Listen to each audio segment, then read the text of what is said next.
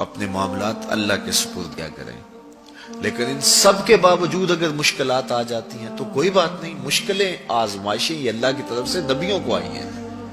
حضرت امام رازی نے لکھا ہے کہ مکے سے لے کر طائف تک 70 ایسے نبیوں کی قبریں ہیں جن کی وفات صرف بھوک کی وجہ سے ہوئی۔ تو ہم ایک دن کا فاقہ آ جائے، تھوڑا سا کاروبار نرم ہو جائے تو بابوں کے پاس بھاگ کے اللہ کے ساتھ شریک ٹھہرنے لگ جاتے ہیں۔ کیوں؟ کس وجہ سے؟ آزمائش سہیں، برداشت کریں۔ تو اوپر نیچے یہ دن بدلتے رہتے ہیں، دن پھرتے رہتے ہیں، ہر وقت جو ہے کہ جادو ہو گیا، ٹونا ہو گیا، سایہ ہو گیا، بندش ہو گئی ہے، ہر وقت اسی چکر سے ہم نکلتے نہیں ہیں۔ اللہ پر توکل رکھیں، وہ رزق دیتا ہے، وہ رزق تنگ بھی کرتا ہے، وہ رزق کشادہ بھی کرتا ہے، بندوں کو آزماتا بھی ہے، بندوں کو ڈھیل بھی دیتا ہے۔ اس کی ڈھیل سے بھی ڈریں اور اس کی آزمائش میں بھی پورا اترنے کی کوشش کریں اور اسی کے حضور دامن پھیلائیں۔ جب مشکلیں آ جائیں تو مصلح بچھا لیں، گھر کے بچوں کو بھی کہیں کہ یہ مشکل آ گئی ہے، لگتا ہے اللہ ناراض ہو گیا، چلو مصلح بچھاؤ۔ اگر بیٹیاں بھی نماز پڑھ رہی ہوں، نوافل ادا کر کے رب کے حضور دعا مانگ رہی ہوں، بیٹے بھی دعا مانگ رہے ہوں، چھوٹے چھوٹے بچے بھی دعا مانگ رہے ہوں، تو کیا اللہ خالی موڑ دے گا؟ تو زیادہ سے زیادہ نیک مجالس کے اندر شامل ہو جائیں۔ تو بالخصوص میں اپنے پیر بھائیوں کو پابند کرتا ہوں کہ آپ اپنے گھروں میں بھی پابند کریں، کسی بابے کے پاس نہ جائیں۔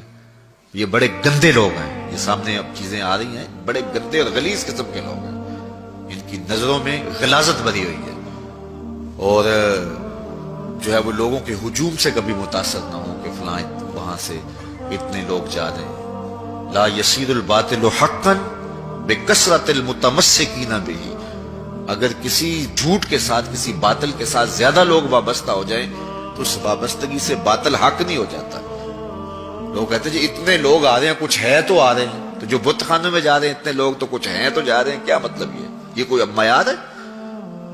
تو جوہلا کا جمع ہونا، جوہلا کا کہیں جانا، یہ معیار نہیں ہے۔ معیار جو اللہ رسول نے دیا ہے ہمارے اس نزدیک بس وہی ہے۔ تو جب کوئی مصیبت بنے، مصلح بچھا کے دعا مانگو اللہ کی بارگاہ میں، نوافل پڑھو، صدقہ کرو، خیرات کرو، منت مان لو، روزوں کی منت مان لو، نمازوں کی منت مان لو، صدقہ کرنے کی منت مان لو، اور اللہ کے نیک بندوں سے جا کے دعا کرواؤ۔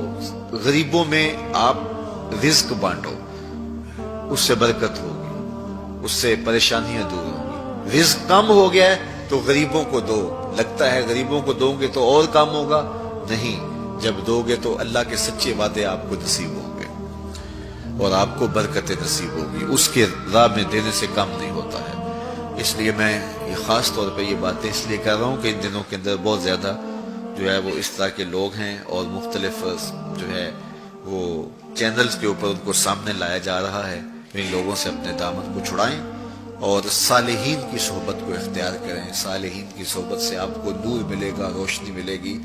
آزمائش ٹل جاتی ہے تو پھر بھی، ورنہ اس میں استقامت کی توفیق مانگیں، چونکہ جو بلا پر صبر کرتا ہے اسے بھی اجر دیا جائے گا۔ صحیح حدیث میں آتا ہے کہ اہل بلا کو قیامت کے دن جو صلہ دیا جائے گا تو دوسرے لوگ آرزو کریں گے کاش ہمارے جسم کو لوہے کی کینچیوں سے کاٹ دیا جاتا۔ تو یہ جو تکلیفیں آتی ہیں یہ گناہ اس سے جڑتے ہیں، اس سے درجے بلند ہوتے ہیں، اس سے اللہ کی قربت نصیب ہوتی ہے۔ تو مصیبت آئی تو بابے کے پاس بھاگ گئے، جو فاسق اور فاجر اور مشرکانہ عقائد رکھتا ہے اس کے پاس بھاگ گئے، تو پھر ایک مصیبت بھی سہی اور ایک اپنا ایمان بھی اجاڑا۔ اس لیے اس مصیبت سے جو باطنی فوائد ملیں گے، جو روحانی مرتبے بلند ہوں گے، ان کو حاصل کریں۔ تو غیرت کے ساتھ جینے کا ڈھب ہم سیکھیں، مت ایسے لوگوں کے پاس جائیں۔ اللہ آپ کو مجھے اپنی رحمتوں کے سائے میں رکھے۔